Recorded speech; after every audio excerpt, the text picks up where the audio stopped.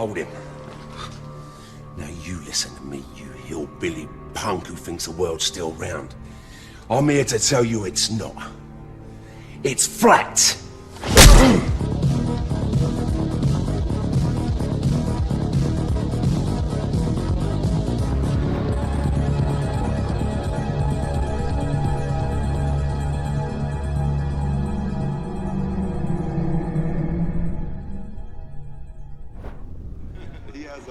He's an interesting guy, man, and, you know, he believes it, so.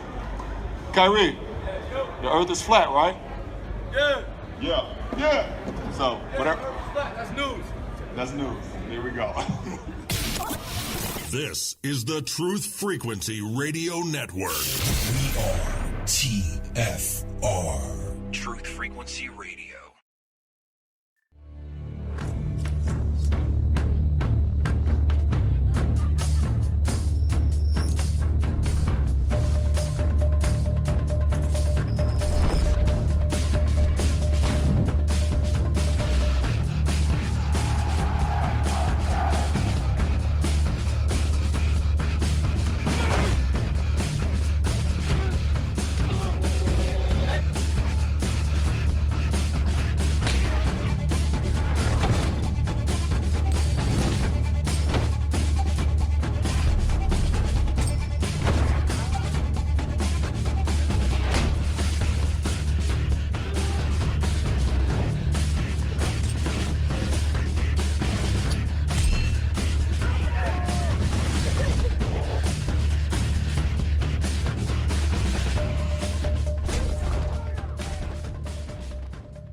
Broadcasting straight to you from a large spaceship currently at war with the mainstream scientific community.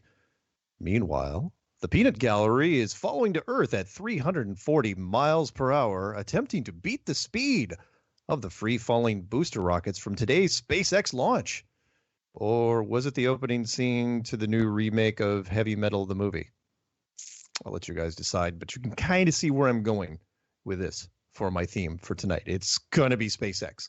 And before I even get, even before I get into the announcements and all this other crap, it's going to be a call-in show. And I want to hear from you. If you haven't watched the SpaceX thing, spend 20, 30 minutes skimming through it and let me know how I want to know everything you think is wrong with that launch. I've got my opinions. Oh, God, it was horrible. But that's what I want to talk about. I got to get this out of my system or I'm not going to be able to sleep tonight. So anyway, let's get into the opening credits. Hello, everyone, and welcome to Strange World, where the truth is often stranger than fiction. I'm your host, Mark Sargent, the creator of Flat Earth Clues, which propose that all of us are living inside a Truman Show enclosed structure thousands of miles wide. Check it out at enclosedworld.com or just Google Flat Earth Clues. If you can't find it, then you are not very good at the internet. For those of you listening to this on YouTube and you want to hear the show live as it happens, please go to Truth Frequency Radio for the latest schedule. Currently, the show is on Tuesday nights at 7 Pacific, 10 Eastern. And if it is not February 6th, 2018, it's a rerun. So try to catch it live if you can, because that way you can call in. Quote of the day from the Peanut Gallery: only one deception is possible in the infinite sense. Self-deception. That's from Kierkegaard. Oof, I don't say his name very often. All other challenges have been squashed except for one, the Mark Sargent Flat Earth Challenge. This is my personal declaration of war, especially today, from Flat Earth against mainstream science. I, Mark Sargent, hereby put forth a challenge to any university, foreign or domestic, to debate or discuss the Flat Earth reality. The short version is this: you fly me in, take care of my hotel, and I'll face down any scientific body you put against me.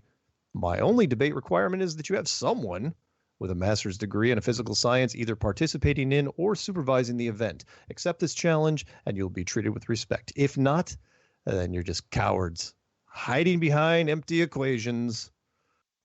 And before we even get into the subject matter experts real quick, I just wanted to mention that as of right now, right this second, the Eric Dubay, and it's listed, you can go to Joe Rogan's archive page. It's in the JRE library. It's listed down below, date to be announced, Neil deGrasse Tyson versus Eric Dubay. Both are clickable, and it says Flat Earth Debate this month. So we'll see. I may get dropped off the calendar. I mean, we're already here in this month, and he's got 4 guests already lined up. One for the 7th, one for the 8th, one for the 9th, one for the 27th. I don't think he's going to be able to get Neil for this, but you never know. Back to the subject matter experts. If anybody wants to talk about flat Earth, a positive or negative light, it really doesn't matter. We've got a whole bunch of people that have already talked about flat Earth on this show. Tonight's call-in show, you're not going to hear about one of those, but the people we have talked to so far are the United States Navy missile instructor, United States Air Force navigator, United States Marine Corps sniper instructor, a Navy submarine chief, an Army artillery radar operator, an Australian intelligence officer, an American flight instructor, an industrial engineer specializing in valves and seals, a career surveyor of 32 years, an international shipping expert, a corporate travel agent, an air traffic controller, United States Army master gunner, an aviation and ground training combat expert, a USDA surveyor of 27 years, a 32nd degree Mason, an etheric science researcher, a commercial airline captain, a commercial airline co-pilot, an industrial vacuum expert, and a merchant marine, just to round things off. So if you guys want to add on to what they said, refute what they said, whatever. And if you want to listen to what they said, all those people are in the archive sections of Truth Frequency Radio, or you can probably find them on my YouTube channel. What else? Phone numbers to call in tonight. You want to talk about the SpaceX thing, and let me know what you thought was right, what you thought was wrong, what they could have done better, and treat it like a movie review. It's going to be scathing on my side. It's going to take a little bit to convince me that it was even worth putting on television. Number to call in is 720-897-6111. That is 720-897-6111 or 213-233-3998. That's the number I put on the YouTube promo. And that is 213-233-3998. The number, if you're calling from the UK, is 44-203-393-2871. And if you just want to call and you don't want me to pick you up, you just want to just come in and listen from your phone, that number is 641-793-7117. Okay, got that out of my system for now. I suppose I could go a little bit on the rant side of things. Let me pull down a couple stuff and pull up the picture. Okay, here's how I kind of took the SpaceX thing with a grain of salt, because especially after the Google Lunar X Prize was canceled recently, permanently, by the way. They've been kicking that can down the road for 6 years, and they finally just canceled it. Said, that's it. We're done. We're done with this, and we're not in all the 5 countries. So I thought SpaceX, remember, this is part of their moon mission. This is the first stage of their moon mission, because they say they're going to send 2 tourists around the moon this year. Now, I don't think it's going to happen. Their timetable's way, way off. It was too aggressive to begin with. But they didn't have a rocket, a booster to test. They didn't have a capsule to test. We still don't know who the crew is. We don't know who the 2 people that are paying money to go around the moon are. And all of a sudden they say, okay, we've got the Falcon rocket, the Falcon Heavy booster, which currently is the biggest rocket out there. Bigger than NASA, go figure. And because it's the first booster test, they don't really care what they're on. It's supposedly, and I thought it was like, yeah, whatever. It's like, no, they're gonna do this. Elon Musk, instead of just sending up a dummy payload, he literally put a mannequin into a red Tesla Roadster, put it on the capsule, and supposedly sent it into space. Now, the first I was doing other things, and the first I saw of it, somebody had actually sent me a picture of a guy of the mannequin in the astronaut outfit inside the Roadster with the Earth behind it. And honest to God, half a second, I'm looking at this picture, I'm going, Jaron's messing with Photoshop, or somebody's messing with Photoshop, and they're just spreading this around because it's too iconic of a picture. And I'm looking at this thing, I'm going, yeah, whatever. And then David Weiss from DITRH says, oh, yeah, we're going to do a hangout. We're going to go over the mission stuff that just happened. I go, whatever. So I jump over there right after they started, maybe 5-10 minutes after they started, and I can see this film in the background, and it's actually the live feed. I'm going, whoa, you mean that snapshot that I immediately thought was just some Photoshop guy just screwing around? That's what they're putting out there is the live feed? Oh my God. Where do I start with this? There's so many things wrong with the entire launch execution. The photography was, oh my God, it was horrible because they went for broke. Not only they were trying to do too many things at once. It's kind of like a plot in a movie which it gets convoluted because they're trying to accomplish too many goals, too many side plots. And so not only were they going to send a Roadster into space, and not only were they going to put a fake astronaut in it, go figure how they bolted him down with his arm literally on the side of it. It wasn't just a mannequin sitting in there, but we'll get to that in a second. And with 3 different camera angles on the car, even though you can't see any stars. Lost. What's lost? UK number lost. Sorry, Peanut Gallery's messaging me. What is lost? I have no idea what you're talking about here. So, well, we'll just continue on. So the thing that got me though, more than anything, was too many plots. Oh, Lost, the series, too many plots. Yes, absolutely. Sorry, I never watched Lost, the series. I've watched a ton of media, but I always heard that Lost had a whole bunch of drama and too many plots. Other people said, oh, it's the greatest show in the history of television. I'm going, oh, I don't think so. So they tried to land all 3 of the rocket boosters. Remember, the whole reusable rocket thing. Oh, yeah, the whole SpaceX is so cheap because we're reusing the rocket parts. And they supposedly drop off all 3 rocket boosters, and they land 2 of them at Kennedy, back at Kennedy, literally right next to each other. I mean, within a golf shot of each other. And at the exact same time, both these boosters think, well, they land one and then they land the other close by next to it. No. We need to launch these right. We need to land these right next to each other. And I was thinking about it as I was watching. I was going, why? For safety concerns, you'd never want those rockets coming down so close to each other. It's trying to land 2 drones really, really close to each other. You have a chance of, especially those things, you have a chance of running into each other. But you can't do that because if you land one rocket and then you have to cut away and then land the other rocket, you're going to confuse people. Remember, the audience is kind of dumb. They like literal scenes. They like it framed for them because if you land one rocket and then the other, they're going to think it's the same rocket or the same rocket from a different angle. So you literally have to land both rockets at the exact same time. Of course, you'd never, ever do that in real life, but they have to for the production value, because then people say, oh, wow, look at that, 2 rockets landing at the same time, because it's literal. You're literally doing it. And I'm not just talking about within a few seconds of each other, literally touching down at the exact same time, even though they were falling at completely different rates on the way down. And then the 3rd booster, because it dropped off while it was over the ocean, was supposed to land over the quote-unquote drone ship, because you have a complete unmanned drone ship, and since it's a live event, you're not going to have anybody out there. They lose the feed to the drone ship, and they literally said on air, at least Fox did, that they lost the signal because of the curvature of the Earth. And just then, so they had the signal. Oh, yeah, the rocket's landing. Signal cuts out. Oh, we lost it because of the curvature of the Earth. Oh, they are fighting us at every freaking turn. Oh, my God.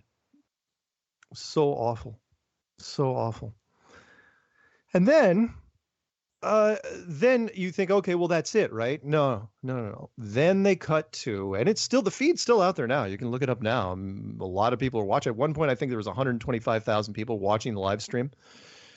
They've got this car, this cherry red Tesla Roadster, floating above the Earth with a camera pointing from the back of the headrest forward, a camera that's pointing directly onto the mannequin driver, and a camera on the hood somewhere pointing back at the driver. So 3 different camera angles on this thing. And it looks so unbelievably staged. I'm going, wait, what? What exactly am I looking at? Because it's like, okay, you can't even see what the heck this thing's on. Is it on a booster platform? Is it on some sort of rocket raft? Whatever it is, it's like the convertible. There's like nothing above them. It's like this car, the way they have it shot, this car is just floating alone in space. And yet when you read the mission report, this thing is supposedly it's on its way to slingshot around the sun and then head towards Mars. But first it's going to orbit the Earth a few times for whatever reason. I don't know. But it is a complete ripoff. And I know I'm dating myself when I say this, but anyone who's older that knows the animated movie, the iconic movie from the early 1980s, 1981, called Heavy Metal, the animation was not that good, but the opening sequence, literally the opening sequence of that movie, was a 1958 vet, I believe, that was in orbit around the Earth because it was dropped out of a space shuttle, and that's how the guy was getting home. Because in the 19 or whenever this thing was set somewhere in the future, but the movie was made in 1981. So they literally dropped this vet out of the space shuttle, and then he kind of hugged the curvature of the Earth and went into re-entry and actually landed on the ground, and the car was still working. There's no problem with it whatsoever. But it was a convertible sports car, single driver. You go look it up if you get a chance. Opening sequence, Heavy Metal. You compare those images with what Tesla was putting out with the whole SpaceX thing, and it is spot on. That is what they used. It's like it was a complete ripoff. Not to mention the feed from SpaceX was called Starman, which was a movie also in the early 1980s. I believe it was Jeff Bridges and can't remember the lead. Famous actress, though. She was with Indiana Jones, and she's also in Animal House. Can't remember her name off the top of my head. Peanut Gallery can help me there.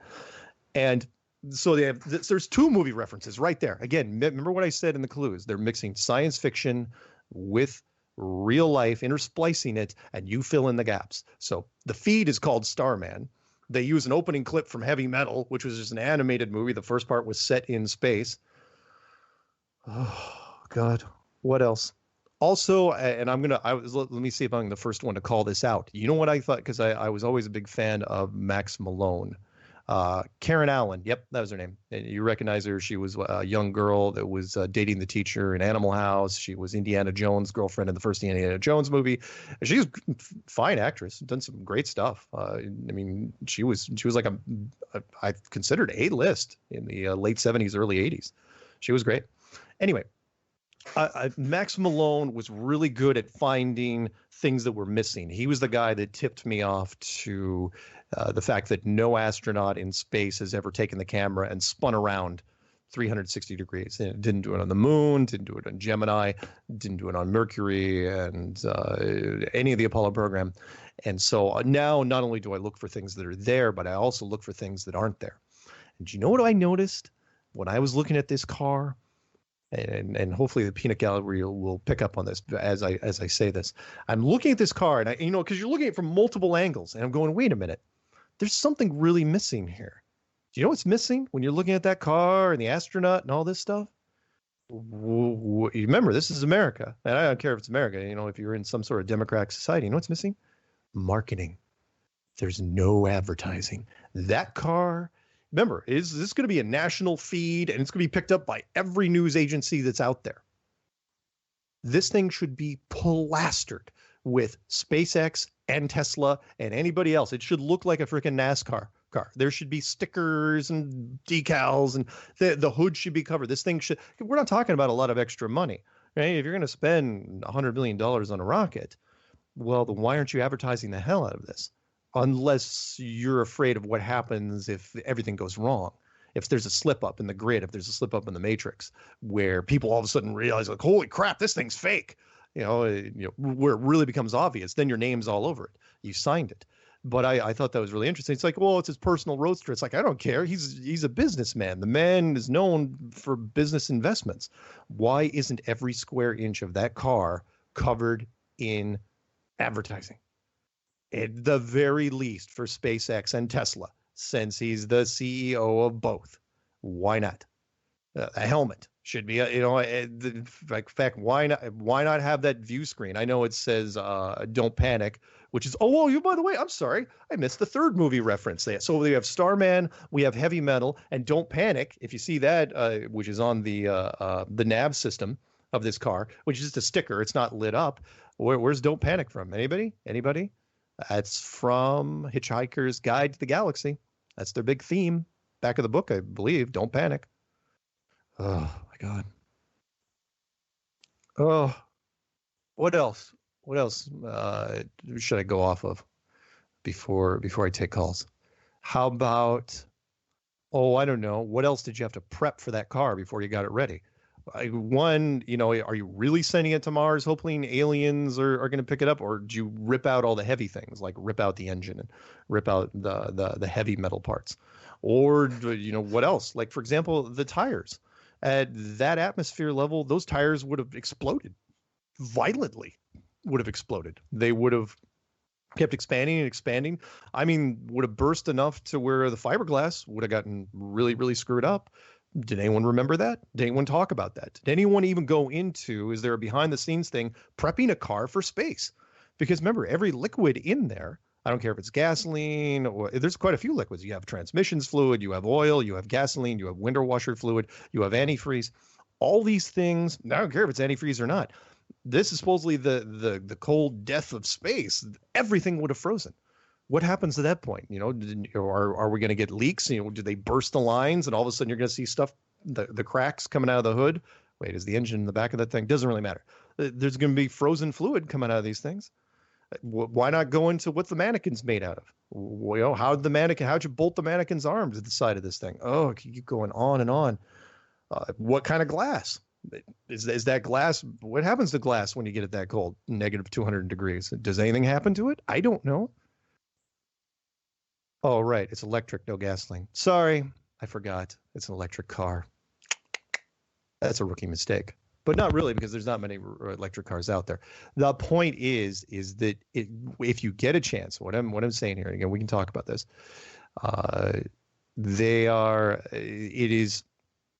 It helps us because, of course, it turns their eyes to space, and people will look at, and the flat Earth community is huge right now. So the flat Earth community is going to be all over the feeds.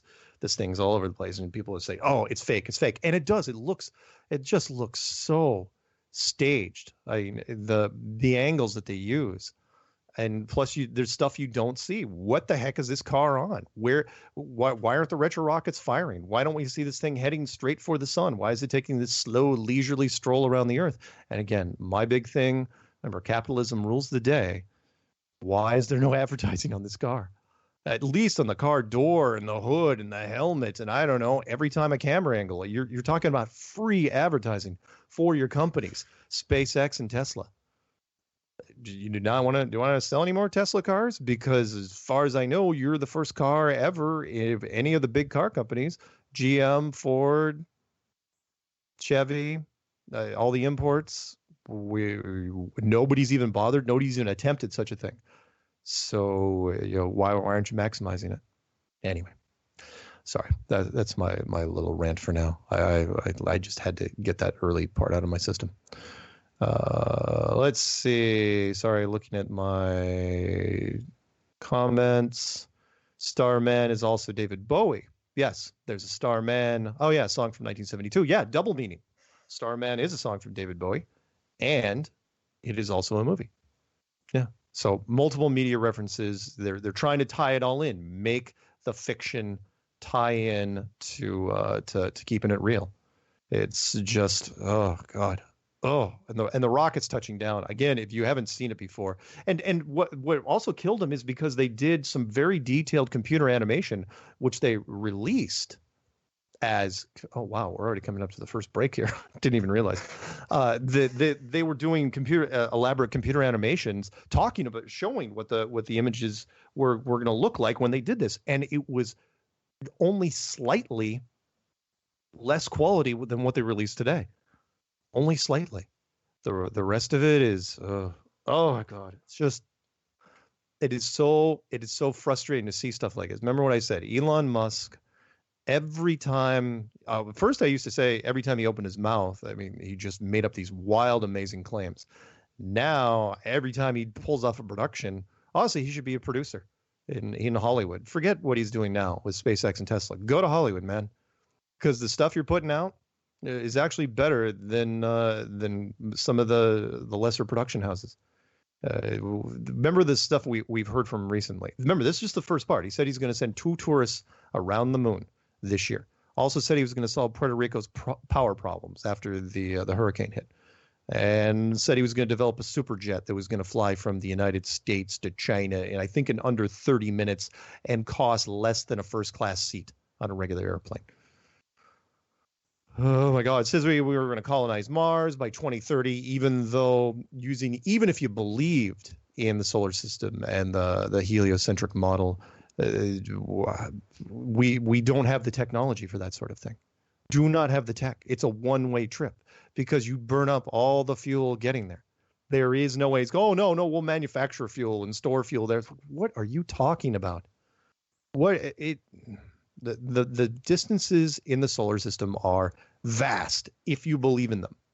And so making those claims, oh yeah, I'm going to do it. It's if you believe in the big game, and I do, I've said this on other things, he's taking the pressure off of NASA is what he's doing. He's now, the SpaceX as of today is now the forerunner of space. I feel bad for NASA astronauts now, or maybe it's deliberate. When they walk around and do interviews, people are going to be asking about SpaceX constantly. In fact, there'll probably be a news story coming up real quick, and that is, how has NASA fallen so far behind the private industry? Are we spending the money in the right place? Has Donald Trump, earmarked this money for the correct? Should NASA be getting $20 billion a year? No, of course they shouldn't. But now they can probably say, well, 20 billion, Elon Musk could do it for a quarter of that. We should just hand him our entire national space program, even though he's not from here. If I'm not mistaken, I think he's South African. And remember, every time he opens his mouth, they ask him his opinion. Yeah, I get it. You've heard me say this before. He's got $20 billion. I get that part. But at the same time, he didn't make it in tech necessarily. He made it off of PayPal. He was an 11% shareholder when PayPal went through the roof. And he made a ton of money and then reinvested it, then bought Tesla. That's the sad part. You're, again, asking anybody on the street, and you can ask him a year from now. And South Africa. He was born. Peanut Gallery, just let me know. It just drives me. I'm sorry, I'm so agitated. They hyped this thing up too much, and now they're going to pay the price for it. Yeah, there's going to be a lot of people that are going to believe, but it's going to work for us in the end because the pictures were just too cheesy. All right, we're going to go to break. So when we come back, we're going to take phone calls. Guys, remember the phone number. Give me a call. Otherwise, call 213-233-3998. 213-233-3998. Call. We'll talk. Otherwise, I'm reading emails. Your choice.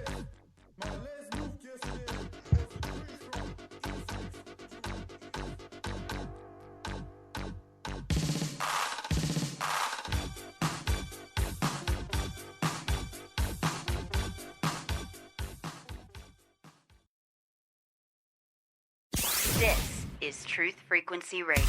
No hate, no hype, no fear. Real people, real radio.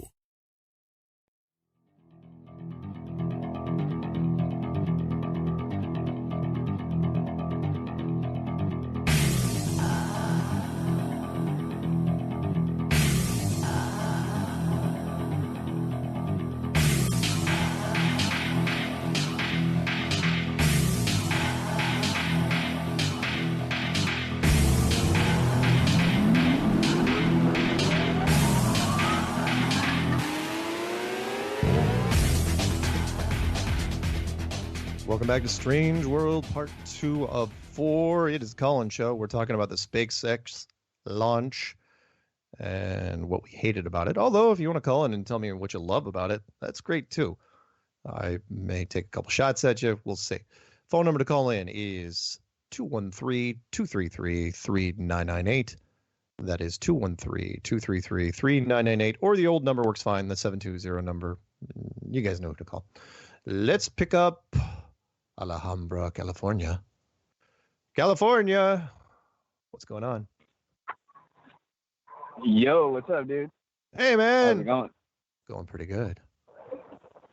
So yeah, that launch today. Oh boy. What was your favorite part that you hated of it? I know that was not great English, but the fact that they launched a penis into space, supposedly, like just right off the bat, the shape of it. Give me a break. Nice. But there were Good. so many things, dude. Okay, so we watched the booster rockets separate, and they were coming down at different rates. Like Right. they were staggered. Right. And then all of a sudden, when they landed exactly at the same time. Oh yeah. Like, yeah, that last quarter mile or so, the other one caught up, and I watched some amateur video supposedly that was taken from a distance, and the other one caught up to it really, really quick, and then they both slowed down at the exact same time, and then they both touched down literally within, I think, half a second of each other. It was so irritating. Oh, so aggravating. yeah. And again, what I said, if you've listened to the first part, the reason they did that, and I only figured that out after the fact, I may not be fast, but I am thorough, is that you had to have both the rockets land in the same frame, because if you didn't, people would be confused, because they'd be like, oh, is that the same rocket? Are we just looking at the same rocket from a different angle? I thought that rocket already landed. So that's the only way you can get it through people's heads. So anyway. Yeah. I didn't even realize that totally forgot this launch was going on today. Yeah. And what was it, like yesterday? I posted that video of me talking to the guy that worked at SpaceX. Yeah. So like, yeah, dude, I've gotten a bunch of like ridiculous comments on that thing. Oh That's yeah. funny as hell. This will help us though. And go ahead. Oh no, yeah, dude, it totally will. It's totally gonna help. Cause like today, when I was watching this launch, Yeah. I was watching it on Pontius' channel, and someone in the chat goes, "Hey, was that something in the windshield?" And so I went back and I looked it over, and I was like, "Dude, there is something in the windshield." And like, I understand that there was a camera, right, pointed towards the hood. Yeah. But you see the thing in the windshield go up, yet the camera angle never changes. Nice. Do you get what I'm saying? Like, Yeah. You see the object in the windshield move, but the camera stays the same. Yeah. Like, and if you want to say, oh, it was the whole car moving or whatever, well, the background of the supposed Earth didn't like all of a sudden like speed up a little, like move a little bit or anything. It was, yeah, no. It No. was, yeah, it was that will be tearing apart. I remember this thing's not even close to being 12 hours old. By tomorrow, over the next day or so, people will be tearing this thing apart, because I'll be the first one to say it. They released too much footage. There's too much production value that's out there that we can analyze. I mean, we're not talking about a lot of blurry footage here and there. I mean, they put it out there. It's like, okay, let's see what can happen. Like, okay, are you kidding? We're between the two rockets. You tried to do too many things. Between the rockets, the two boosters landing on Kennedy, the booster landing out in the ship, the vet, or I'm sorry, why do I keep calling it a vet? The freaking, I'll just call it a convertible. The convertible that's orbiting the Earth, which we can't see exactly how it's attached to whatever it is, and what's controlling it, and how it's going to get from here to the sun. And remember what if you heard me saying, it's like the fact that there's no marketing, there's no endorsements on this thing, and with the exception of the Roadster, Peanut Gallery said, with the exception of the Don't Panic sticker. And it's like, okay, so you're going to endorse a Hollywood movie, reference, but you're not going to put your own logo on everything? Come on. That guy, the astronaut, literally, I'm looking at this astronaut. He doesn't have a single thing on him. The visor should be covered. It's a white uniform. It should be just plastered with stuff. He should know what? It should look like a NASCAR. They didn't have to, dude. The whole thing was an advertisement for Tesla and for SpaceX. Oh, yeah. No, I was in the chat room of a lot of the live launches, and that's what everybody was talking about was how great Tesla was, how great SpaceX was. And then they kept saying that they look forward, and this is also interesting, they look forward to Elon with the Boring Company. Oh, right. Not because of the flamethrowers, but because, you know what? I find it interesting that he's got the Boring Company now. Is that what they're going to say that they're using to get through to the mantle? You know what? Is It that may the be. plan? The only thing I've heard really, other than the flamethrowers that I've heard about the Boring Company, is they're trying to build this massive underground tunnel system under Los Angeles. That's all I've heard about them so far. So whatever. Okay, well, because yeah, and you know what? If someone was to dig down like that, how do you verify that? Yeah, Like, exactly. Yeah. Unless you're using it. They just say, Again, "Oh yeah, we did it." I do disagree with you though as far as the advertisement goes, because remember, it's all about the name. Remember, I know you're not old enough to remember, but the O.J. Simpson trial, for example, the big Sony monitors that were in the corner of the freaking studio, of the courtroom for weeks and weeks and weeks. The other television manufacturers were so upset that they made them spray paint the back of those monitors to where the word Sony blended in with the background, so you didn't see it as much. Yeah, of course, a lot of people know that it's Tesla and SpaceX, but you gotta tailor it for the masses, and that is, you spell it out. It doesn't matter. For example, if Coca-Cola endorsed this launch, you'd put Coca-Cola stickers everywhere. Even again, the NASCAR references, even though you know who probably makes the car, you're gonna put your own logo on there, big giant logos. It's what we'd love to do. In fact, car companies would do it all day long if they could, but they can't because it's too gaudy. It's like kind of like back in the days when they put that giant Firebird logo on the Trans Am on the hood of it. They just don't do stuff like that anymore. Well, was there not a big old SpaceX logo on the side of the giant penis they launched? Well, yeah, for the rocket, like sure, but that's not the footage that people's going to remember. People are going to remember this stupid. They remember it taking off. Well, they'll remember a little bit of it, but they're honest to God. They're gonna the part that's gonna slay me is that they're gonna use some of this footage in a car commercial. They're gonna use some. In fact, if they don't, some sort of Tesla car commercial. They've got to use it. It's gotta be shot. Anyway, anything else that there was? Go ahead. There was like 50,000 people watching that launch, at least, just on YouTube. I know. That I saw of all the different channels doing the live, and then there was like 100,000 people watching this moron talk about it afterwards. Yeah, I know. Yeah, and don't get me started on the crowd noise that they pumped in during the entire thing. It's like, oh my God. I mean, we're talking, look, there's enthusiastic crowd noise, and we all know, they pipe it in for all sorts of things. We pipe it in for sporting events. We pipe it in for shows like The Voice and America's Got Talent and stuff. Look, you just can't count on the crowds anymore. People are doing other things. They're checking their phones. They're doing stuff. If you want real enthusiastic crowd noise, you've got to make it artificial. But my God, it was over the top. It sounded like a small concert. And like, okay, so is there like 1,000 people at the SpaceX facility that are on freaking meth, just losing their minds? No. Well, I did see footage of where they were celebrating and stuff like that. And yeah, not thousands, dude. Maybe a couple hundred. Yeah, whatever. It was just a bunch of big people in like an auditorium or whatever. But like, they had like the cheering and stuff like that while the launch was going on, like while everything was going on, as if you were actually standing in the field. But no, they're in an office somewhere like half a mile away, right, looking at a screen. Right.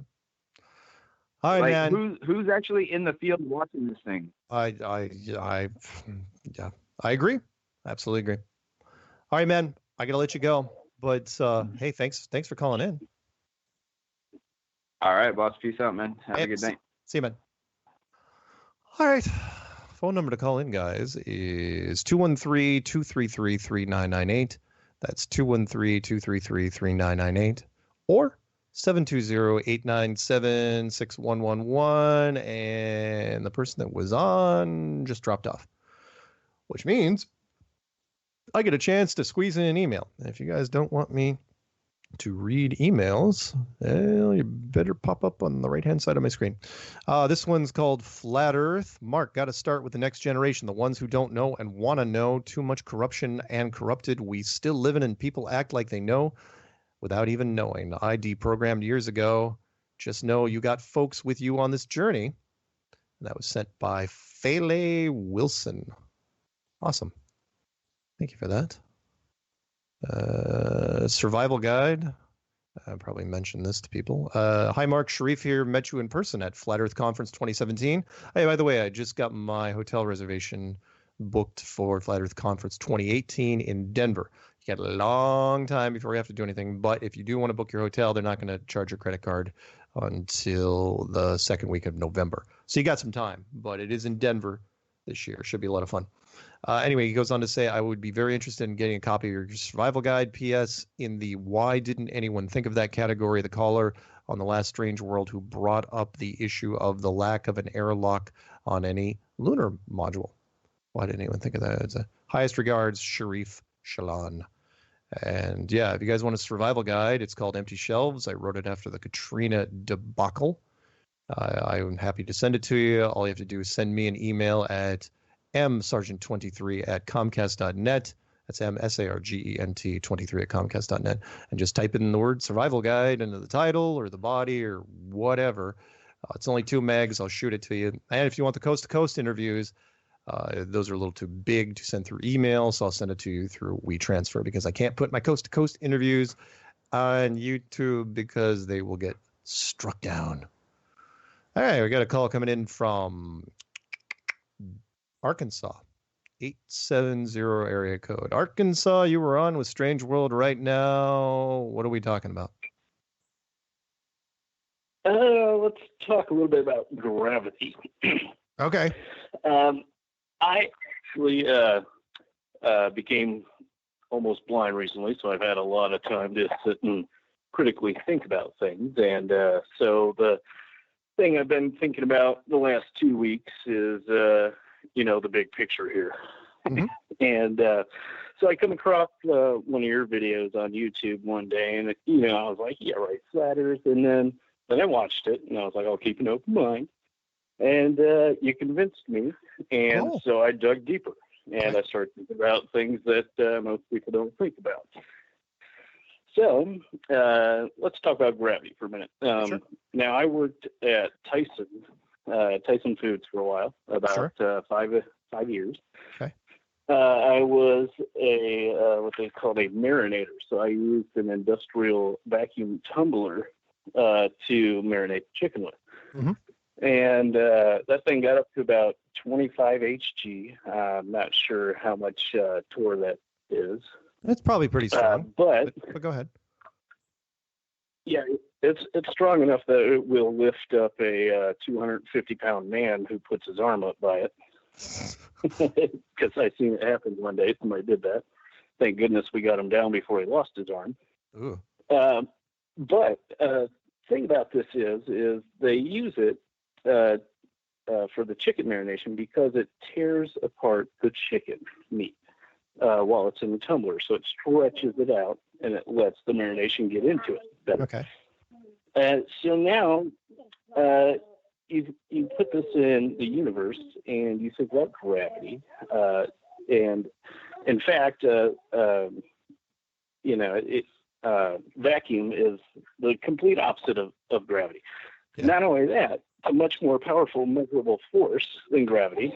And Agreed. So the notion that you can actually have gravity being a complete opposite force pulling things together inside of a giant vacuum is utterly idiotic. I wholeheartedly agree with you, my man. In fact, after that industrial vacuum expert that I had come on about a month ago, maybe a little longer, after he came on, I adjusted the 5 scientific questions that I send out to media and academia, where they say, what are your best scientific proofs? And like number 2 on my list now is the power of the vacuum, which is, and if you guys don't know what I'm talking about here, and what this man is mentioning, is that if the vacuum of space is so strong, we're talking about the maximum amount of vacuum force, TOR as it's known, TORR. And we've got this wispy atmosphere that is, I mean, yeah, you can say, well, it's denser down here on the ground, but up at the top of our atmosphere is got to be pretty thin because there's stuff that's rising up there, like helium and hydrogen and ozone and fluorocarbons. Those things are just barely hanging on as it is. Why isn't the vacuum of space just ripping that atmosphere like chicken? It should be just, there should be no atmosphere. Where's the bleeding edge? Where does our atmosphere end and space begin? And science doesn't have an answer. So, they won't. So I got to thinking too about rockets, and I was like, rockets can't work in the vacuum. And this is before I even heard that show you're talking about. Right. Like, there's no atmosphere to push off of. So I got to thinking about that. I was like, I was 19. I actually sent NASA plans for one method that I believe would actually work in space. Because even back then, I thought, well, a rocket can't really work in a vacuum. So my design would use a wind sail in which you would open up a valve and you'd let out some gas of sorts, air or whatever you will. Yeah. And then it will hit a sail that's surrounded by a tube connected to whatever you're trying to propel. And that would be the most sensible, I would think, to move about in space. Yeah. Then I also got to thinking, about gravity at the Big Bang. Well, as soon as the Big Bang happened, a couple seconds later, it should have collapsed into a singularity, or a black hole, as they call it. And then if, it survived that, of course, why isn't it ripping the Earth apart? Right. It doesn't make any sense. I know. You can't have it both ways. I know. I gotta go here in a little bit, but I want to mention what you said earlier. And again, if the average person out there hearing this doesn't understand, when you're running, your feet are pushing off the ground. When you're swimming, your hands and your feet are pushing off the water. Even airplanes, when they're flying through the air, the propellers are pushing against the air, the atmosphere, the mixture of nitrogen and oxygen that we all live in. But when you're in the vacuum of space, what exactly are you pushing against? Nothing. There's nothing there. So then I got to thinking about so many more things, and there's so many things I want to talk with you about. Like I actually did an experiment last night. Make it quick, man, because we got to go here pretty soon. Oh, okay. It's a live show. All right, I used magnetic levitation to see if the Earth spins. Yeah. It does not spin. Then I also ran the math from NASA on rivers. The Mississippi River would be an arch. All rivers would be an arch. Mississippi, in particular, would be 76 miles tall at the center. It makes no sense. Yep, I agree. Nothing. Sea level. Why is it sea level on a ball? The correct thing would be core elevation. Ah, I like it. All right, man. Hey, but, so there's so many more things. I hate to do this. I don't know how to get in touch with you. Oh, well, no, just it's this number or my email address. I'm easy to find. Literally just type in Flat Earth Clues into YouTube. My phone number and my email address and my physical mailing address is in the description box, literally, of every video I have out there. So okay, I left a message on your phone. Did you realize how many phone messages I get? I try to get back as many people as I can. Do this for me though. Email me some talking points and tell me that mention that we talked on my show, and then I will. Or you can go to my website enclosedworld.com and go into the forums, and that'll be forwarded to me. But don't worry, we'll get in touch. Say it's going to take a while. Look, this thing just keeps getting bigger and bigger, but I'm going to try. I'll do what I can. Okay. Okay. All right. Hey, you have a good rest of your evening. Thank you. Bye-bye. All right. Let's pick up one more for the break. I think I got one from Australia. There's a quote from the Peanut Gallery. I dream of a better tomorrow where chickens can cross the road and not be questioned about their motives. That was from Ralph Waldo Emerson. I did not know that one. It's good. All right. Let's pick up one more for the break. This one is from Down Under. Australia, you're up. Yo, Marky Mark, how you going, mate? Hi, I'm doing pretty good. What's going on? Can you hear me? I can't hear you. That's good. Hey, did you see the lunar eclipse the other night? Did you get that in North America? I did, but I'm up in the land of heavy clouds, so I unfortunately missed it. Yeah, during that right. night. What'd you think of it? Look, I saw it. I was down in Tasmania at the time, and I saw it, and I was just thinking something when I was looking at it. I remember back, you guys had the solar eclipse, and the moon cast a shadow about 70 miles, which is about 30 times smaller than the actual moon. And I was thinking, why does the Earth's shadow totally block out the moon? Like, the Earth's shadow should be 30 times smaller than the Earth, which is about 260 miles. And so really we should just be seeing like a black round circle go across the moon, not just block it out altogether, if you know what I mean. You know what? That's pretty good. You're absolutely right. If the if the moon shadow was reduced 97% to where it was a 70-mile wide swath, then if you reduce the Earth's shadow from 8,000 miles down to whatever 3% of 8,000 is, yeah, you're right. 200. Yeah, so it should be about block. 260. That's a good one. I'm going to use that. No. Yeah, why does the Earth's shadow block out the entire moon when the moon shadow is just this tiny thing? I mean, you had to travel a distance just to get to the blackout zone. 70 miles is not that wide. Good point. Excellent point. Exactly. I like it. Yeah. Also, I heard someone else from North America. They watched the lunar eclipse, and they said that the eclipse came from the bottom, the top of the moon down. But here in Australia, I witnessed it from the bottom of the moon up.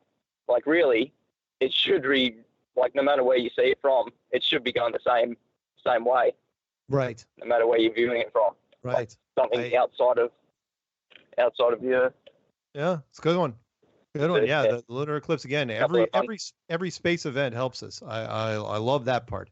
I do get frustrated when I see the space agencies try to pull off this crap, but I imagine I'd be disappointed if they didn't try as well. So either way. Well, they got to justify it, don't they? So yeah. As long as we keep sifting through it. But yeah, it's just a few things to think about anyway for everyone to think about. That's good. No, I'm totally using the lunar eclipse shadow. I wouldn't have even thought of that.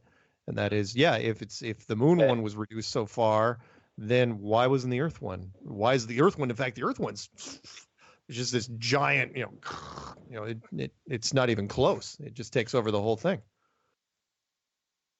And the Earth's slightly further away from the sun than the moon was on the solar eclipse as well, so it should be slightly smaller. Right.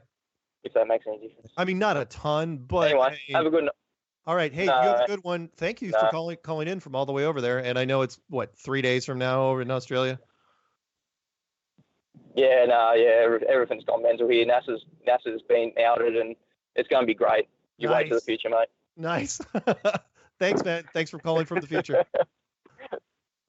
See you, buddy. Okay. All right. We're not going to take this call before the break. There's a call coming in from 419 area code, and we just don't have time. So let me get in a quick email or two. This one's called Facebook.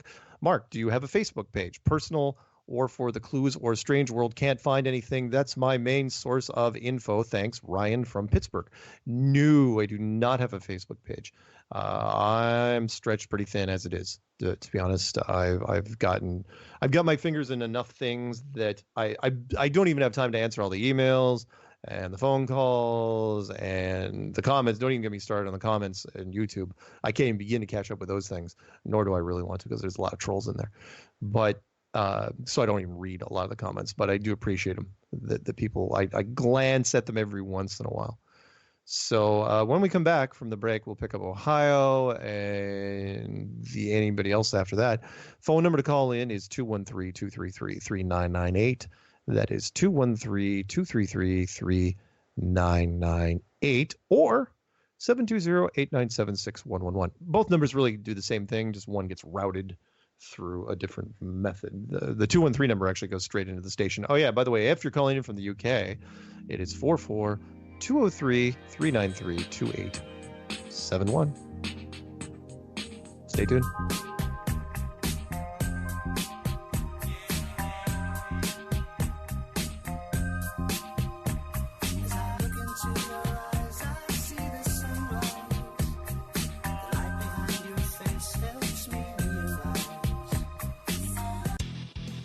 Truth Frequency Radio is your number. You are now tuned into the Truth Frequency. We are TFR. TFR. Truth Frequency Radio.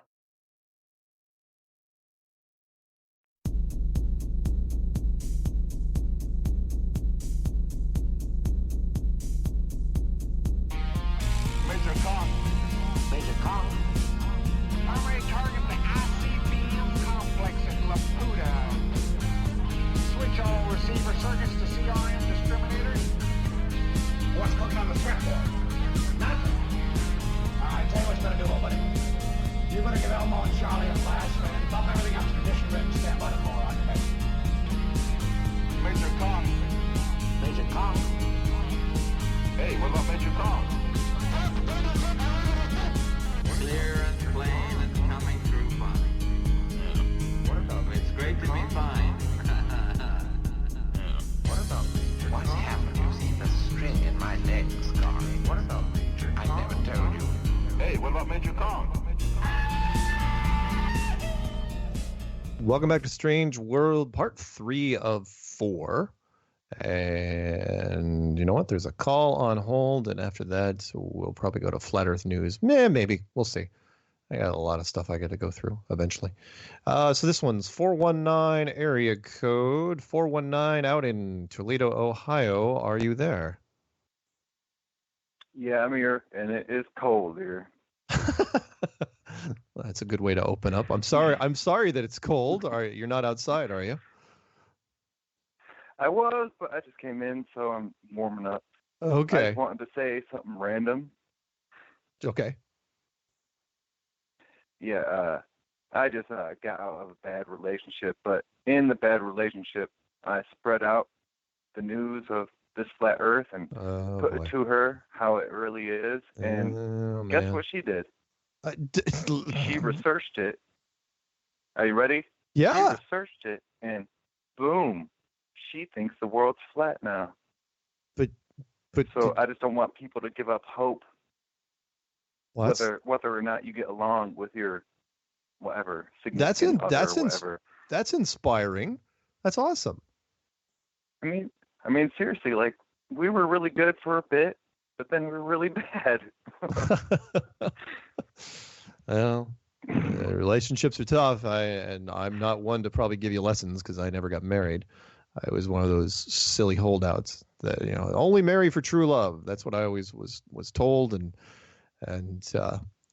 yeah, I probably took it too literally because I never did get married. Anyway, so that's great. I'm glad, and thank you for spreading the word. But again, you got to be careful. It could have gone the other way. She could have looked at you and said, "Wow, I am going to distract you," and then get in the car and drive away quickly. So exactly. Just I want to tell everyone that there's a reason for spreading truth, and don't stop, because once people hear it and they look into it, boom, that's all you need. Right on. That's great. That's absolutely fantastic. All right. Anything else? Well, thank you, sir. No, that it's cool. I showed her your flat clues and everything, and cool.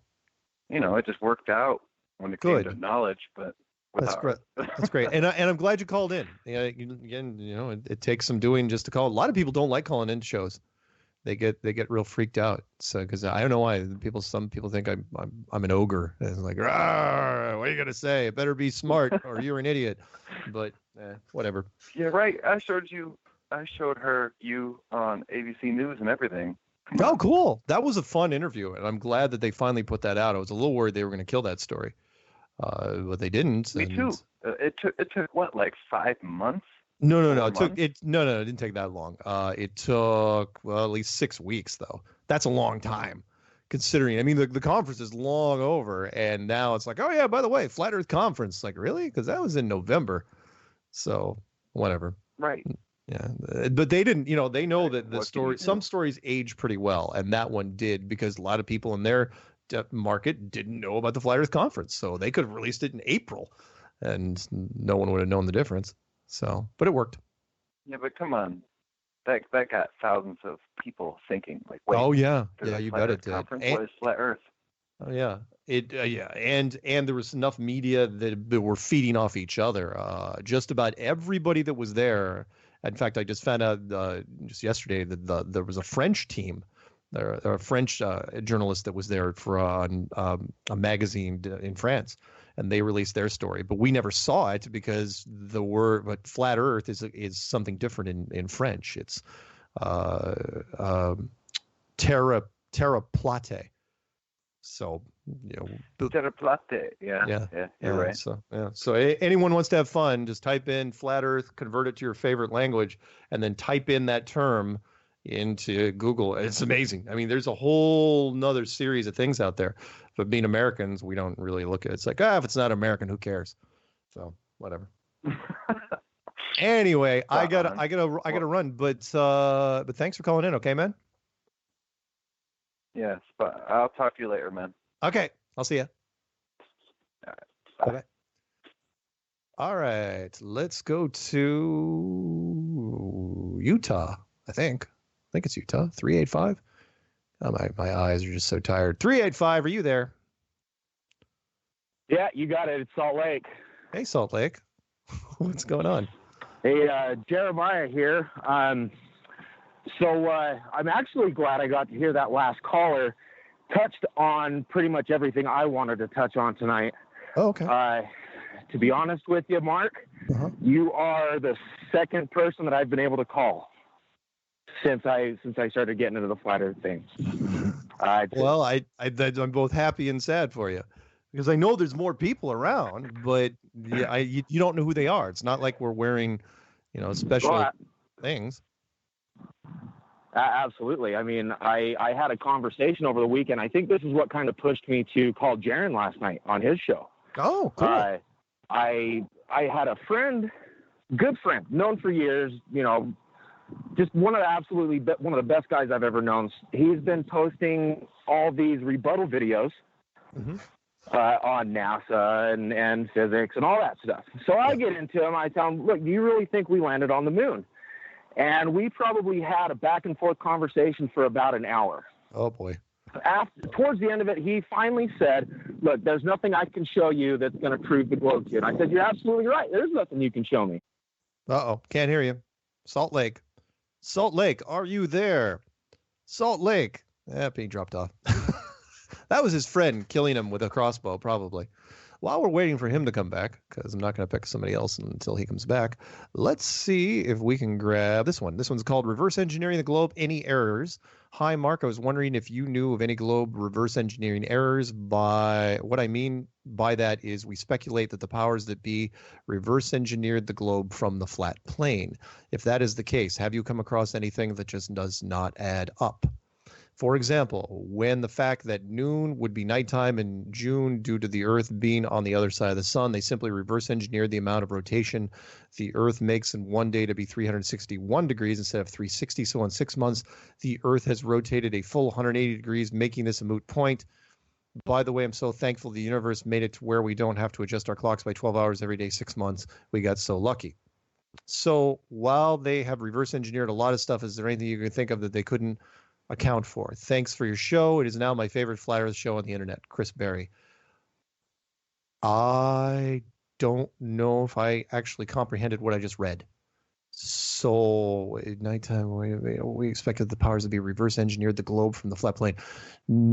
No, not necessarily. Well, in some boy, you know what? I'm going to have to answer that question somewhere else because there's no way I'm going to be able to get to it here. And the Utah guy called back. So I know Peanut Gallery's going, it's easy because he's a three-dimensional thinker. But let me pick up Utah. All right, Utah, you're back. What happened? Yeah, you know what? The same thing happened last night when I called Jaron. That's okay. We were literally like 3 minutes into the conversation and it quit. Okay. Funny. Anyway, so back to my face of the Facebook thing. We left it where, he couldn't prove anything. He couldn't show me anything that proved it. So we left it at that. About half an hour later, I had 3 people on his friends list add me, message me, and say, that was one of the most amazing conversations I've ever seen. I really wish people would open their eyes. So I sent him a message back. Are you a flat earther? Boom. Flat earther out of Oregon. Nice. So, this goes out to all the people that are afraid to start conversations. Do your research. Come up with the talking points. Get out there and talk about it, because you will find people that are like-minded that want to talk about it. Yeah, I agree. A couple years ago, you couldn't have said that, but now there's so much exposure that there's a lot of people, at the very least, they've heard the topic enough to where I think they've internally got past the laughter, to where now it's like, all right, what do you got? Now it's on the same level, I mean, as some other conspiracies, but this one's even easier really to talk about, at least because it doesn't have that dark thing. A lot of people would be like, nah, 9/11, right. I don't want to talk about 9/11. But with flat Earth, it's like, what? Sure. It's just so crazy it might work, as they used to say in it might actually work. Yeah, absolutely. So to move on, I know we've got to make this quick. Sure. Your last caller was talking about his relationship, and he had a falling out with his girl, all that. Mm-hmm. Anybody that actually works out there with their significant other in this type of research, like Jaron and his wife, which have done absolutely amazing things, in my opinion. So my wife and I split things up. Okay. She has been listening to a lot of Sophia Malmstrom. I mean, Sure. just hours and hours. Anything she can find on her, she's listening to. So she's really on that aspect of the natural, our natural world around us, things that we can feel, the grounding and everything. She's really, she researches that end of the aspect of it. Okay. Where I kind of go into the mathematics and some of the other things. My background kind of allows me to do that. I can interpret a lot of that. So it makes it a lot easier for us to converse, because we're not conversing about the same exact thing. We're conversing about things that coincide with each other. Got it. The powers that be are hiding who we are, the power that we truly have, what we truly are. And when you look at the natural aspect of our surroundings, it goes right back into the flat Earth. Nice. It's good. I like it. So my last point is I sent you an email. It's jharris@snugsusa.com. Okay. I work for a manufacturing promotional company.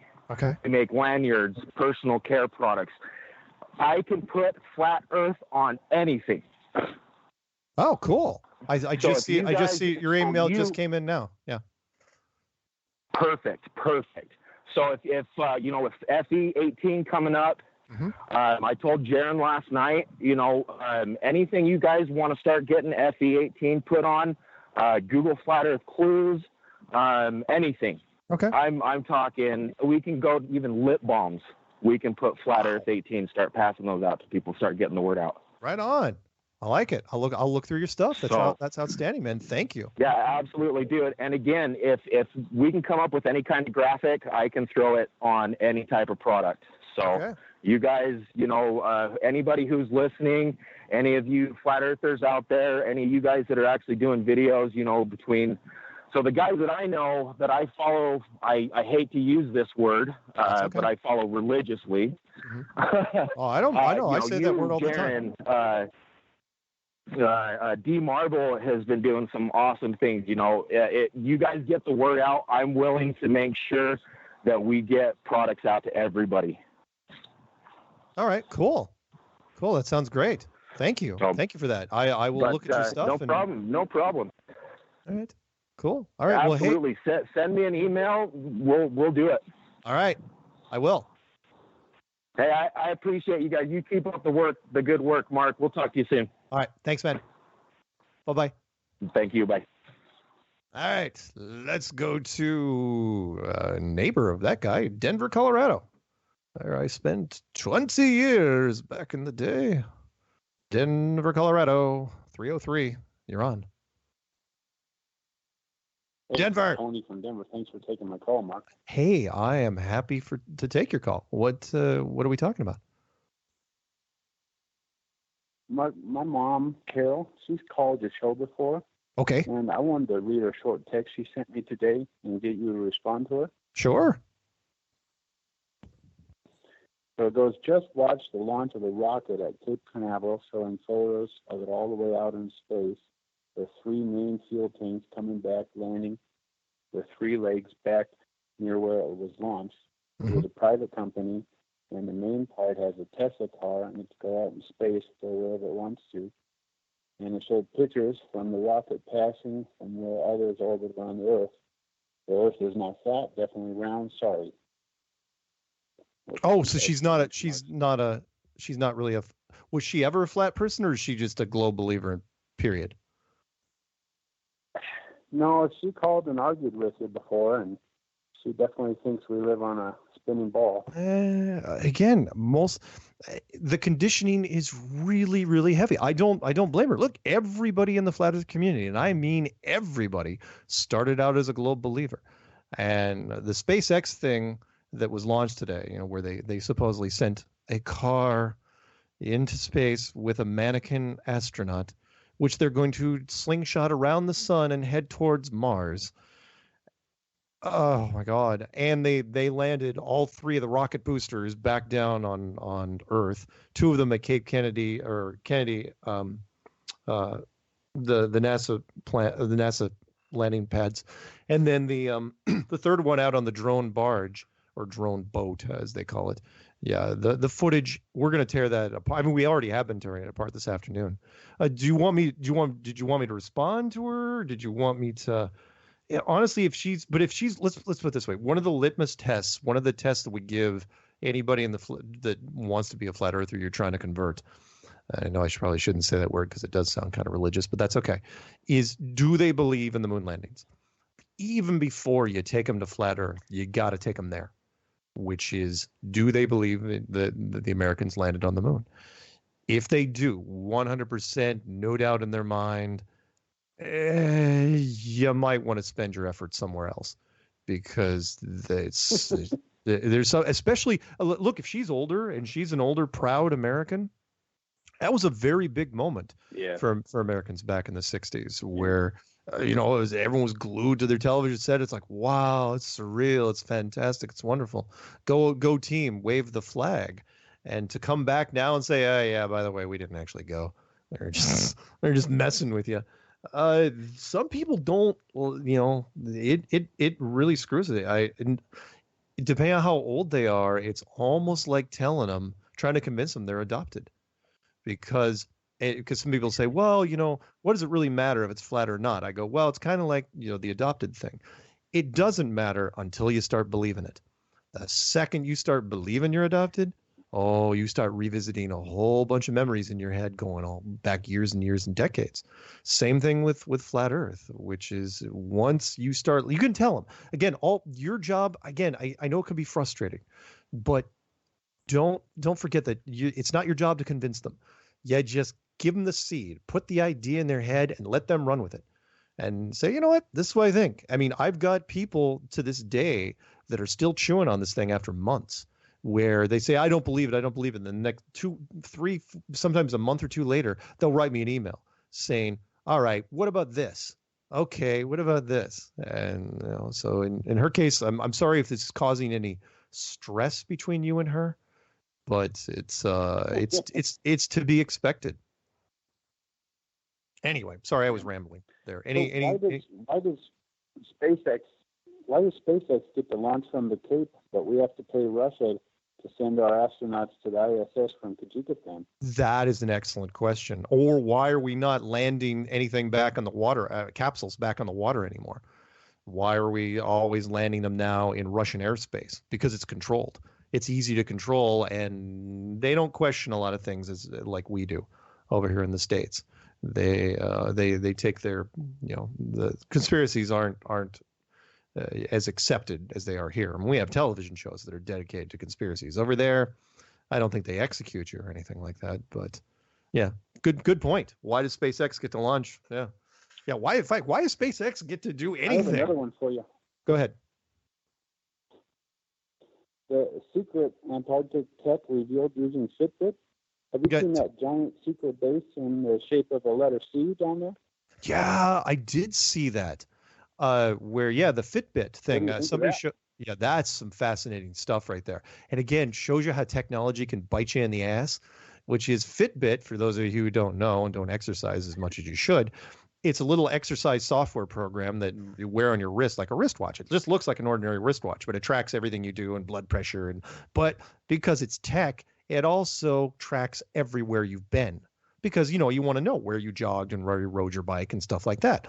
Well, the thing is, people forget to turn it off. And so it's like you go to the store, Fitbit tracks you as you went to the store, and you can look this up online. The data just gets thrown out there in the cloud. And so people that are on military bases, you get to see where they're running around. And you're like, well, who cares if they're running around military bases? Well, because there's some military bases that aren't really public knowledge.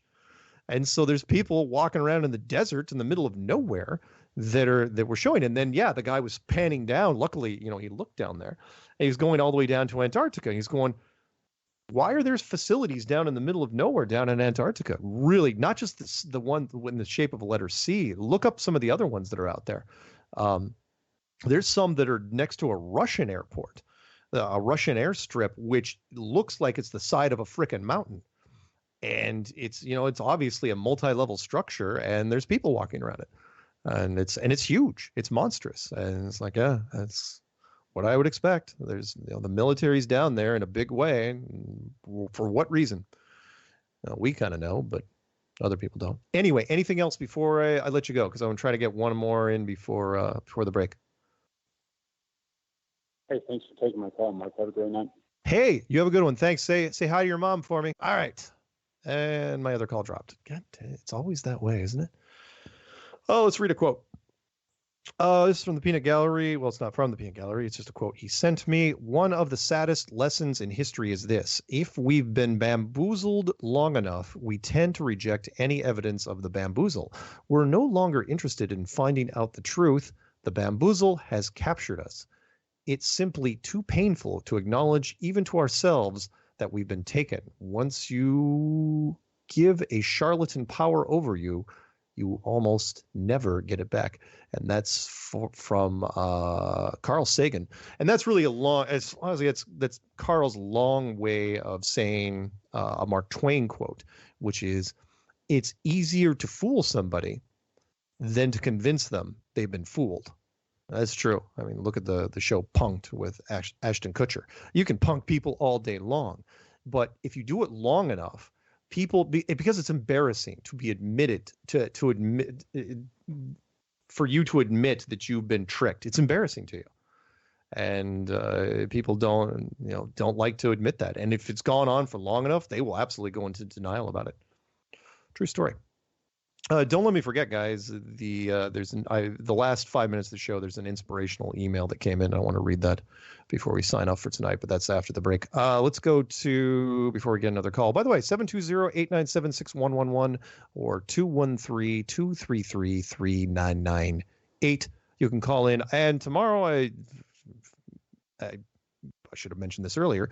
Tomorrow afternoon, I believe, unless somebody tells me otherwise, I'm going to be doing Flat Earth and Other Hot Potatoes with Patricia Steer at 3 p.m. Pacific, 6 p.m. Eastern on her channel, Flat Earth and Other Hot Potatoes. This one's called Your Boards on EnclosedEarth.com seem to be taken over by Russian spammers. All right. Mark, however, I wish to ask you a more important question. Great. So that's his opening comment. So forget about the title. We'll just start writing the emails in the title. I watched The Truth Behind the Moon Landings. It was interesting, but I think they skipped over actually addressing most of the flat Earth contentions, and they outright ignored some things like the converging shadows on the moon when they demonstrated diverging shadows. That said, I was taken aback about the segment in the video regarding the laser that still reflects off the moon due to a moon lander reflector with a British radar site that supposedly monitored and collected data about the original moon landing. There's also some brief comment that the Van Allen belt is only a radiation problem if you are there for a prolonged period of time. If you have anything directly referring to this video, then I would like to see it. I could not find anything searching through a YouTube page. And that's from Aslo. Thanks, Aslo. Let's see. Let me just see if I can get this one out real quick. This one's called Hi, Mark. Mark, I just want to say hi. I'm subscribed to your channel and been a follower ever since I woke up to the Flat Earth. I realized the Flat Earth issue all by myself when I started studying celestial navigation for my sea captain's license and understood how gyros work, as it was part of my job at a super yacht company installing gyros on many of my boats. So I understand gyros very well and how they work, so I can relate to how they work on aircrafts. Also, as a marksman in my younger days and know so much about ballistics. There's no punctuation yet, guys. I have input for you, one of your later videos. Firstly, I just want to confirm I have the correct email contact address for you before I get deep into the subject, as I lifted the email address from YouTube, and there was a whole lot of numbers after msargent@comcast.net, and wasn't sure if I needed to add them to the mailing address, period. That's really the first period in the whole thing. Could you please pop me a confirmation reply before I start sending information to the wrong address? Thank you very much. Look forward to hearing from you, my friend of the Flat Earth. And that's from Alan Cameron. Thank you, Alan. And for that, I will write him back and say, yes, this is correct. But I'll finish that because we got 10 seconds till we go to music. Phone number to call in is your last chance to call in. Is 213-233-3998. That's 213-233-3998. Call now. Operators are standing by. By that, I mean me. It seems to me so strange. Check wallet for his name. His face is in the muck. I think his zipper's stuck.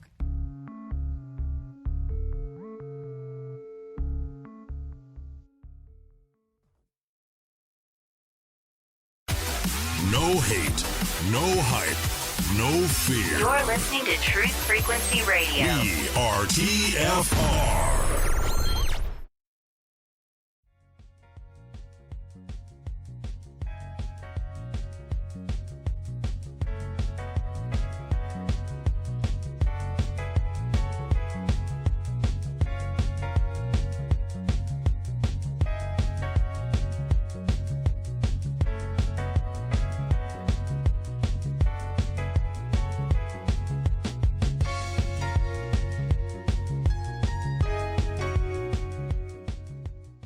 Welcome back to Strange World, part 4 of 4. And we're taking phone calls tonight, mostly about the SpaceX launch, Falcon Heavy rocket test, how they sent a convertible car into space and yet didn't advertise on it.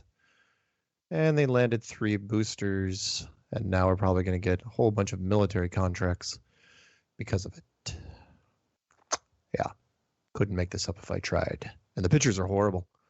The videos, you look at the videos and you're and I could what was vindication for me is I was looking through the chat rooms as the people were seeing the fake astronaut in the car. And I mean literally fake, like a mannequin in a convertible. And everyone kept saying the same thing. It's like, wait, that's not real. Wait, that's not real, is it? And yes, that was Joe Jackson stepping out from his album Night and Day. Okay, let's go to the phone calls. New York, 845 area code. 845 New York. Start spreading the news. Hey, Mark. It's Mark from New York. I almost pulled the rookie mistake and left my phone muted. Nice. That would have been good because, you know, rookie mistakes, you hate to see them. Hate to see them. Nope. How are you, sir? I'm good. How are you? I'm hating FakeX as much as you. Oh, they are just despicable. Oh, they got greedy. They got greedy. Yeah, the landing the double pencils at the same time was an interesting CGI video. Yeah, it was awful. And again, you probably heard me say earlier in the show, it's like and as I was watching it, I was going, why? It's like, oh, I get it. Because if they didn't do it that way, it would be too confusing. because then you'd have to like number the boosters like 1 and 2, and people would be confused that you'd land one booster and people say, well, wait, is that the same booster? Which one is that? I think I saw that before. You have to land them together in the same frame. You have to do it. And I get it. It was so bad. I know. And honest that, and the astronaut in the car. The first thing I thought, you know me, I'm an old movie fan. Was because I'm old enough. I actually saw Heavy Metal in the theater in 1981. We had the choice of going to that or Stripes. They were released in the same month, and I chose, and both were good movies. And I ended up going to see Heavy Metal. But yeah, the very opening sequence of that was the Corvette that was orbiting the Earth and actually entered, he landed back down on Earth, but it was animated, so you could get away with it. The point is, that was a cartoon. That was awesome. It hits, he lands, then he pulls the chute. Yeah, he pulls the away. chute after he lands. Everybody in the theater saw that. It's like, what the hell, dude? It's a cartoon. Why'd you do it that way? Yeah. Why not pull the chute just before you land? I think they were just messing with people. It's like, oh yeah, we can get away with it. Why not? Yeah. So that was a great movie. And it's funny. Den of the Earth was my favorite part. That was the best part. Yeah, it was John Candy doing the voice. John Candy as the voice of Den and the robot. He was the robot in that. Right, and the desk sergeant. In New York or whatever it was called. And the only two awesome. The other voice, which a lot of people may or may not have caught, the guy that's one of the stoners in the giant ship with a whole bunch of cocaine, was Harold Ramis, Egon from Ghostbusters, who ended up being a huge director. Most people don't know that most of the Bill Murray... Wasn't it also Stripes? The other one, the one that was in Stripes, Eugene Levy. Harold Ramis. Oh yeah, he started out as a writer. He wrote Caddyshack, for example. He wrote and directed it.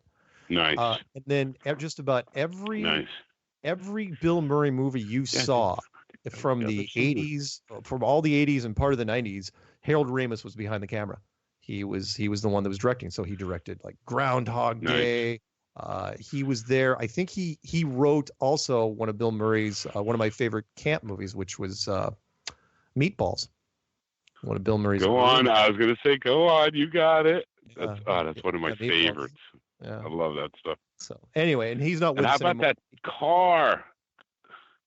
Which one? I'm sorry. The car in space. What the WTF? Capital WTF. Oh, it's too. Yeah, I know. Red convertible. Why did it have to be convertible? I mean, they went for broke. It was like, okay, forget the hard top, forget the S series. We're going to put a Roadster convertible in here, and we're going to put a fake astronaut with his arm hanging out the side. Really? That's what you're going to do?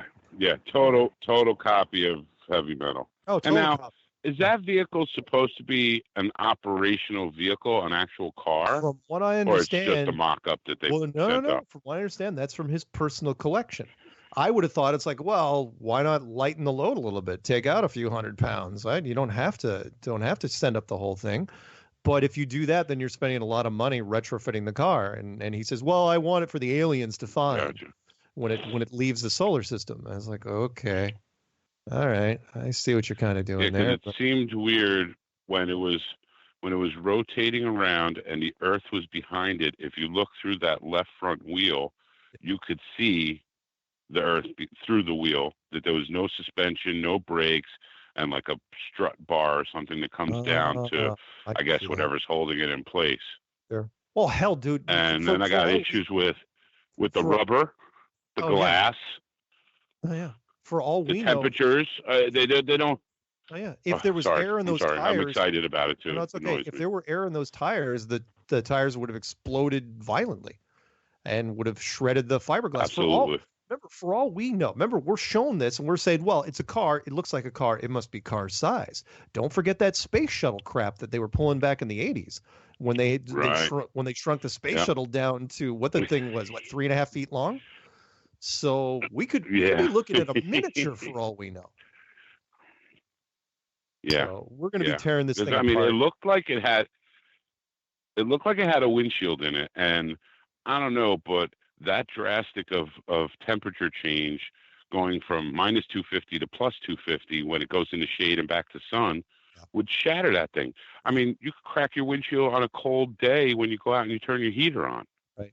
Oh, yeah, You know, yeah. Safety that, glass the is rubber not- itself can't hold up to those temperatures. Yeah. Or I don't know. How about the paint? Hey, there's all sorts of fun things. You know, what is that paint supposed to hold Yeah. up? And how long is that signal going to be boosted? Remember, you're supposed to be slingshotting that thing around the sun. We're going to be shredding this thing over the next few days.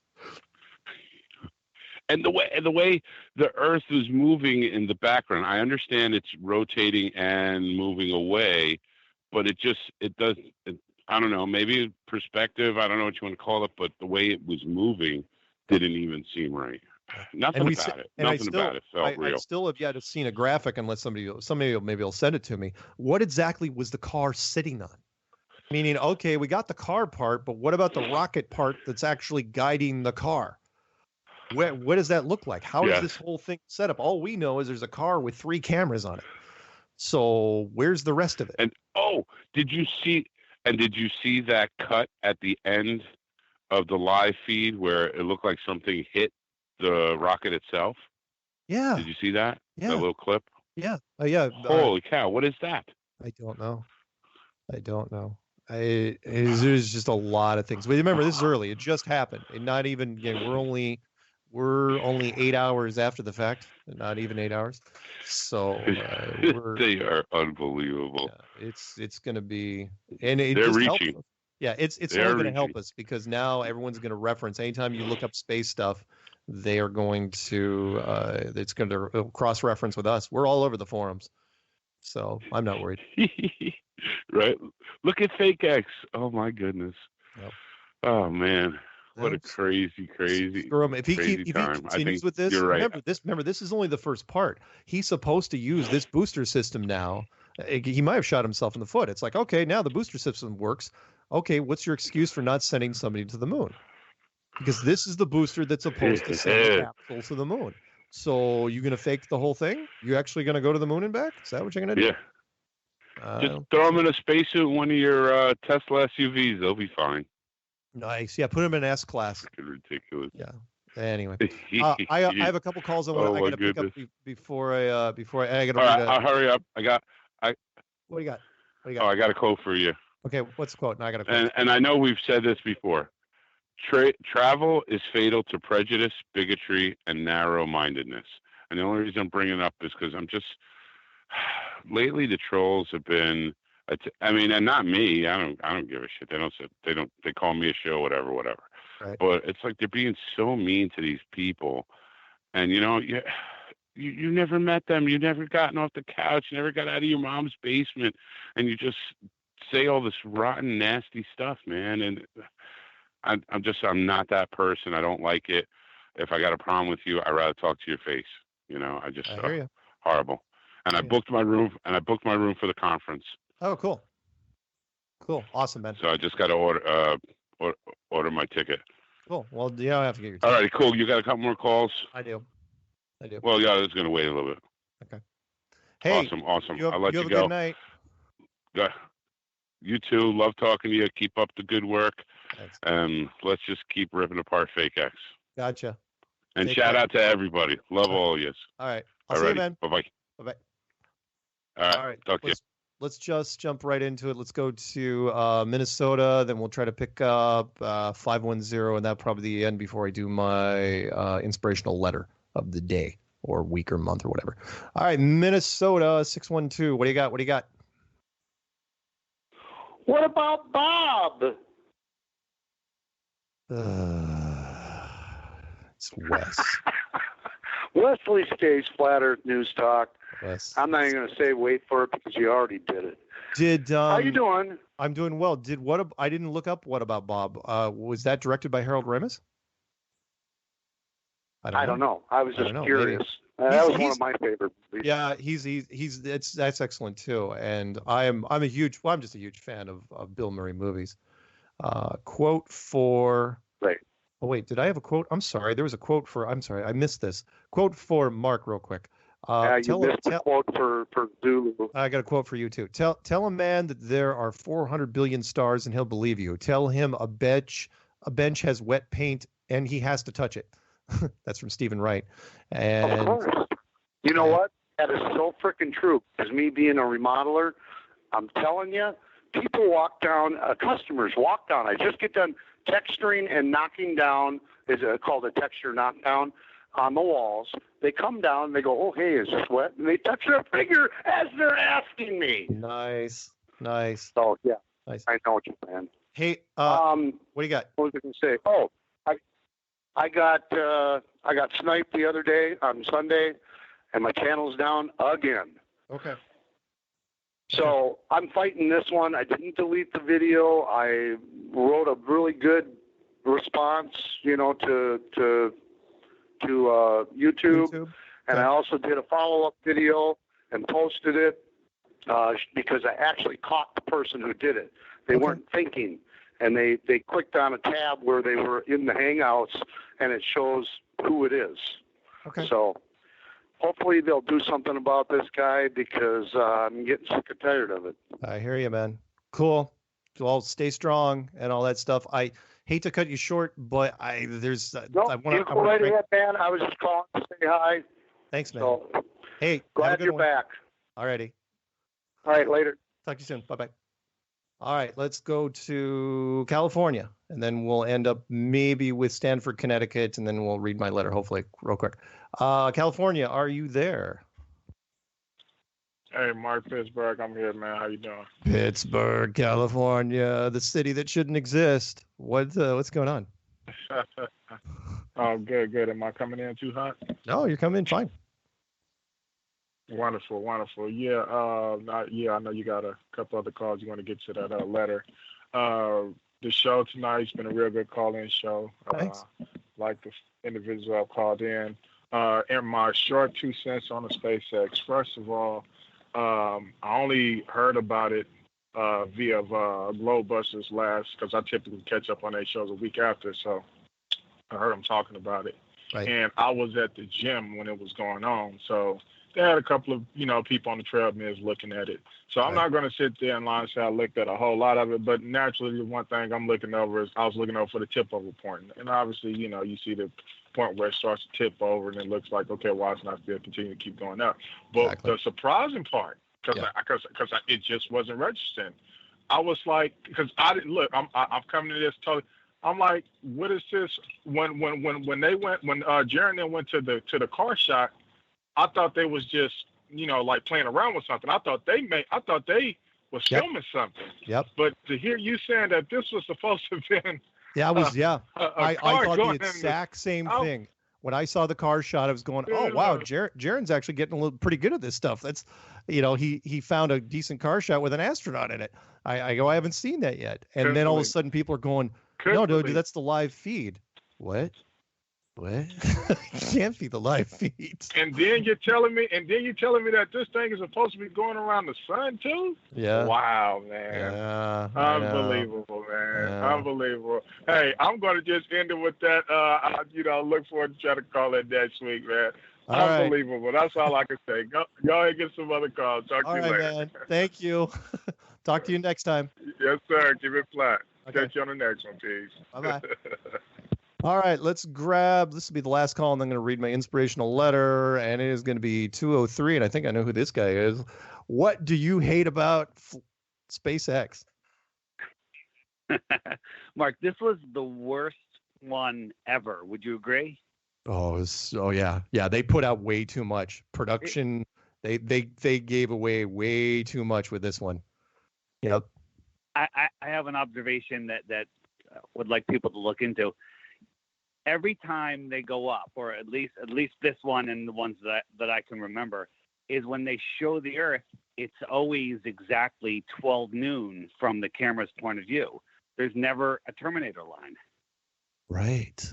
Isn't that thing supposedly orbiting around the Earth, gaining speed to get out of Earth's orbit?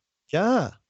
So we should see a Terminator line the entire time except for 5 seconds when it's at noon. Right. Right? Yeah. Am I wrong? No, you're not. You're not. Why not? I mean, yeah, well, but remember, of course they're going to leave it off because it's trickier. You don't want to.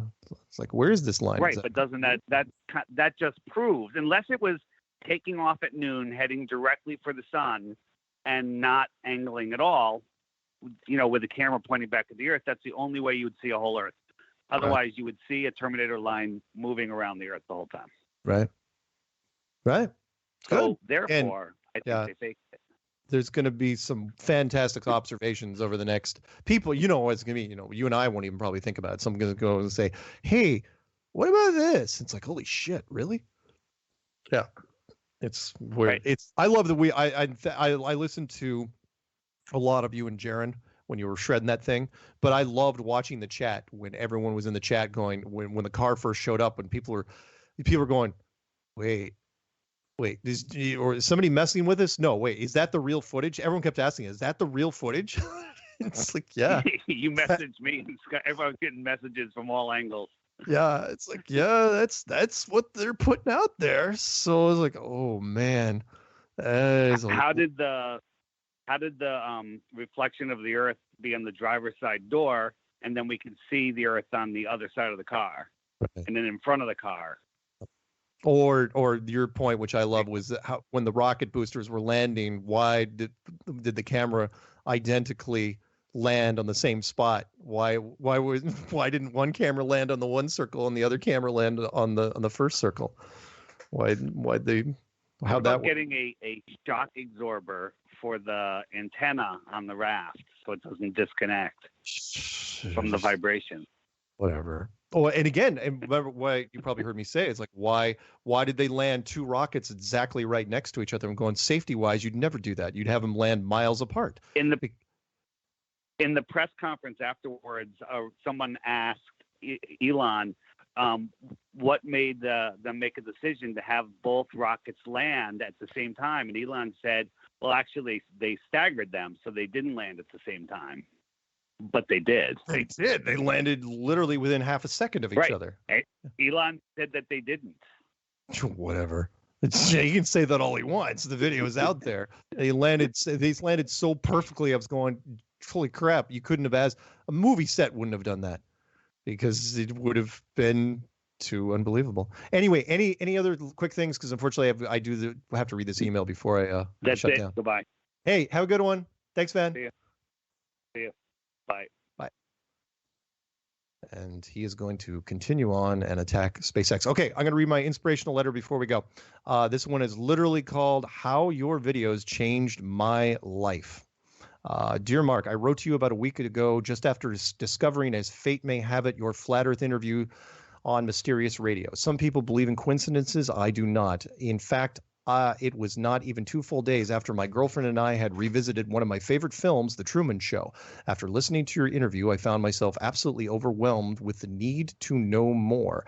That, combined with my unquenchable thirst for all things involving our deception, is how I came across Flat Earth Clues. It was inspiring to say the very least, not only because of how logical the concept is, but also because of how accessibly you presented the topic.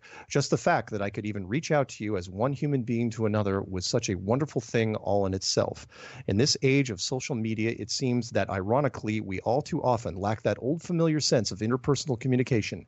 It fits perfectly into their plan, of course, because a breakdown of the very way we communicate with one another will ultimately affect our ability to unite as a species. It would be beautiful if it weren't so tragic. You, however, brought that personal aspect back, and I felt very inclined to delve most specifically into what you've been doing, so I did. About 5 videos in, and I admittedly still have still a bit green to the concepts behind the Flat Earth movement, I wrote you that original email. I did so at the time simply to thank you for so skillfully illustrating an affirmation of the beliefs I have grasped at for some time, but was never able to truly define for myself. In the 7 days since, I have listened to just about 30 of your Strange World episodes, in addition to doing my own research into the separate topics that were brought up by you and your guests. It's been quite a wild ride. A week of unbridled enlightenment that seems to coincide beautifully with the time of unmeasurable growth for me. Personally, as I continue to dive further into what I believe is the ultimate truth, I hold in my heart no intentions of turning back. Frankly, It just isn't an option anymore because there is no coming back from a realization such as this. Almost 2 years ago, I was involved in a car accident that could only be properly described as a horrific and life-changing experience. On the evening of May 5th, 2016, my eyes were permanently opened and my soul had been fully awakened. Brushing so finely against the line that divides life and death left me with answers to questions I hadn't even asked yet. In the time that has passed since that night, I've defined for myself what I believe to be the fundamentals of this existence. I know that it is important that we never stop learning and thus never stop growing. But as I stand today, I feel these beliefs can be summarized as such. Time is our most valuable and completely non-renewable resource. However, we have been tactfully conditioned to displace this value. We are programmed to believe that we need so much more than we truly do to survive, and the root of all those non-essential entities always seems to be money, something that isn't real. We willingly sacrifice nearly all of our time and energy to earn this money in order to buy all of the things we are told that we need, all the while driven by propagated fear and persuaded by the manipulation of our insecurities, sheltered away from truth. I could go on and any day and would be delighted to, but you do such great work with your time, and I don't wish to take up too much of it. In closing, I only hoped to give you a bit of personal insight into who I am as someone whose life has been positively impacted by you, what you do, and the uniquely talented way that you do it. If there is any hope for our species, I believe it will be found in our ability to recognize the truth, to combat all opposing or oppressing evils that try to hide it from us, and most of all, to effectively communicate it to one another. You have a wonderful way of doing that, and I very much admire the fact that you continue to do so. It seems that 2018 is truly shaping up to be a banner year for flat Earth consciousness, and you play an integral part in that awakening. I feel blessed to have seen the forest for the trees, and I'm overjoyed to proudly call myself a flat earther. Earther is underlined in red. Apparently iOS hasn't officially supported that word. It's all right. We'll get there. Thank you so much for your time, and if at all possible, I would love to hear from you. Regardless, however, I'll be listening, learning more, and doing my best to raise awareness. Take care, stay safe, and thanks for being you. Sincerely, Benjamin. P.S. I would love a copy of your official survival guide. Really enjoyed that episode specifically. It's funny. My girlfriend is an absolute best friend in the world, and I count myself eternally blessed to have her in my life. We not only have both of our apocalypse bags packed and ready, but we also have a plan of action for when, not if, the necessary time comes. It would be great to have all your advice in writing so that we can fine-tune our supplies. Cool, huh? How fun is that? And I don't know if I actually sent him my survival guide. So there you have it. So thank you for everybody that wrote in tonight and everybody that called in as well. And tomorrow I'll be doing Flat Earth and Other Hot Potatoes, probably, hopefully, with Patricia Steer on Flat Earth and Other Hot Potatoes. Make sure to subscribe and check us out live. It's always fun. She likes being on camera. And me, not so much. Again, DreamWorks keeps contacting me saying, do not wear your Shrek costume when you're out in public. I say it's not a costume. I just look like Shrek, except not as green. That's pretty much it. So that's basically it. Thanks for the peanut gallery. Remember to hate anything that's SpaceX. Give them a lot of hell. And we will beat these guys. 2018 is going to be a banner year. If you haven't already gotten your hotel for the conference that's coming up, make sure you do that. And the rumor is I'm going to be in Colorado Springs in March at a meetup, so that'll be fun. So come back next week. I will be here. Same flat time, same flat channel.